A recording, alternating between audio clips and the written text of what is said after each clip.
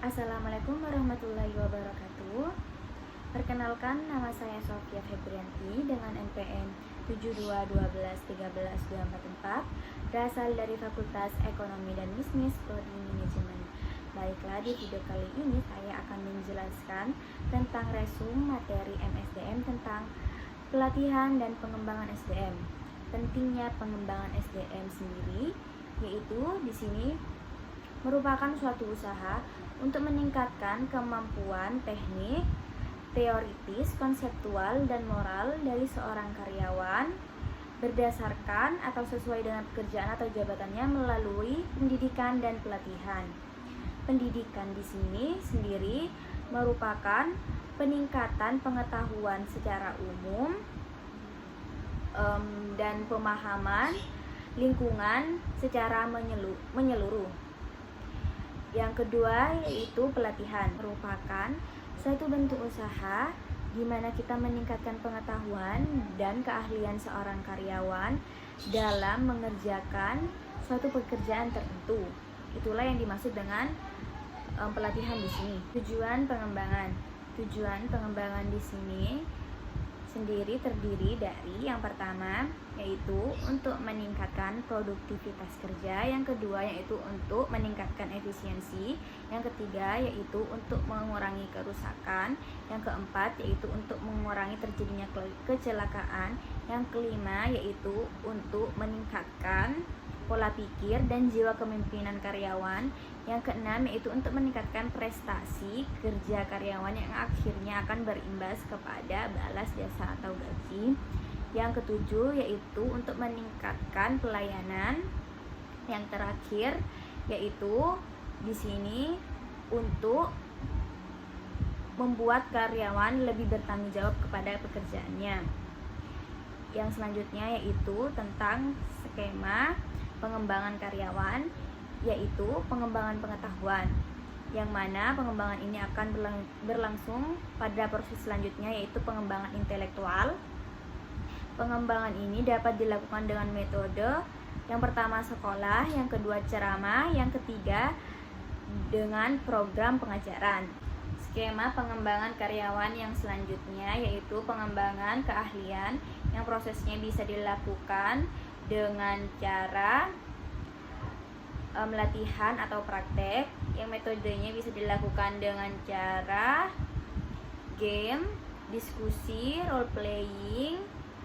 Yang selanjutnya yaitu pengembangan sikap, yang mana prosesnya kita akan mengetahui pengembangan sikap dan sifat secara emosional yang bisa dilakukan dengan metode training, game, dan sensitif. Prosedur pengembangan karyawan. Prosedur pengembangan karyawan sendiri terdiri dari 6. Yang pertama yaitu penentuan kebutuhan, yang kedua yaitu penentuan sasaran, yang ketiga sendiri yaitu penentuan isi program, yang keempat yaitu mengidentifikasi prinsip-prinsip belajar, yang kelima sendiri yaitu pelaksanaan program, dan yang keenam yang terakhir yaitu penilaian pelaksanaan program. Yang pertama sendiri yaitu penentuan kebutuhan. Penentuan kebutuhan ini terdiri atas 3 poin, yaitu satuan organisasi yang mengelola SDM, yang kedua yaitu manajer dari berbagai satuan, yang ketiga yaitu pegawai sendiri yang bersangkutan, yang kedua yaitu penentuan sasaran. Sasarannya yaitu berdasarkan technical skill, managerial skill, dan conceptual skill. Yang ketiga yaitu penentuan isi program, yang dimana isi ini harus secara sistematis mengikuti kurikulum, yang poin-poinnya bisa berasal dari jam pertemuan, metode, dan sistem evaluasinya. Yang keempat yaitu prinsip-prinsip dalam belajar. Yang pertama yaitu partisipatif, yang kedua itu repetisi, yang ketiga yaitu relevansi, dan yang keempat yaitu umpan balik yang akan diperoleh atau yang akan didapat. Belajar pada program pelatihan dilakukan dengan menggunakan pendekatan andragogi. Prinsip pembelajaran andragogi yang pertama yaitu peserta didik mengerti dan menyetujui tujuan pendidikan dari adanya pendidikan dan latihan sendiri. Yang kedua yaitu peserta didik memiliki kemampuan atau mau untuk belajar.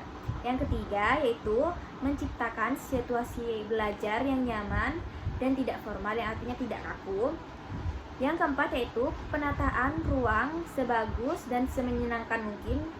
Yang kelima yaitu peserta didik berperan dalam menyelenggarakan pendidikan dan pelatihan tersebut. Yang keenam yaitu menggunakan pengalaman peserta didik sebagai bahan belajar. Yang terakhir yaitu menggunakan metode yang bervariasi. Yang kelima yaitu pelaksanaan program bisa melalui magang, on the job, vestibul, dan classroom method.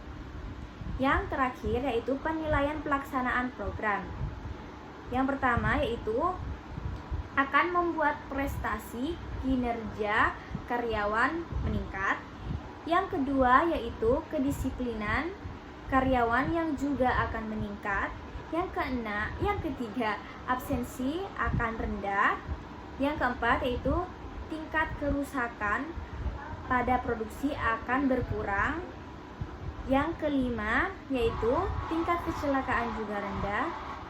Yang terakhir yaitu tingkat pemborosan bahan baku, tenaga, dan waktu rendah, yaitu karena adanya efisiensi. Sekian dari penjelasan yang bisa saya sampaikan. Saya Sofia Febrianti undur diri. Jika bila ada kesalahan dalam tutur kata dan materi saya memohon maaf. Wassalamualaikum warahmatullahi wabarakatuh.